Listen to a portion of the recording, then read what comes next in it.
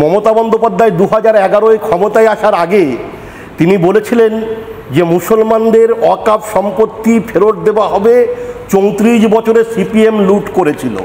আজকে মমতা ব্যানার্জি 14 বছর ক্ষমতায় থাকাকালীন একটি 12 শব্দ তিনি প্রয়োগ করেননি বা শব্দ চয়ন তিনি আনেননি বিধানসভাতে, যে আমি 2011-র নির্বাচনে ক্ষমতায় আসার আগে বলেছিলাম মুসলমানদের ওয়াকফ সম্পত্তি গরিব মানুষদের মধ্যে সমবন্টন করে ফিরিয়ে দেওয়ার জন্য, এবং 17,000 কোটি টাকার সম্পত্তি লুট হয়ে যাচ্ছে সেই পুনরুদ্ধারের জন্য। আসলে 17,000 কোটি টাকার সম্পত্তি পশ্চিমবাংলার মাটিতে লুট হলো, এই সম্পত্তি পুনরুদ্ধার করে 17,000 কোটি টাকার সম্পত্তি কিভাবে লুট হলো?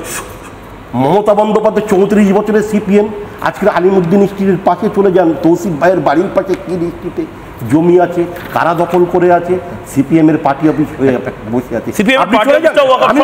তথ্য আছে, চলে যান আপনি।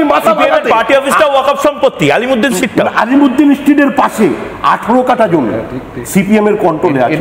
এবং এবং এবং এবং গণশক্তি পত্রিকার যে হাউস আছে সেটাও ওয়াকফ সম্পত্তি।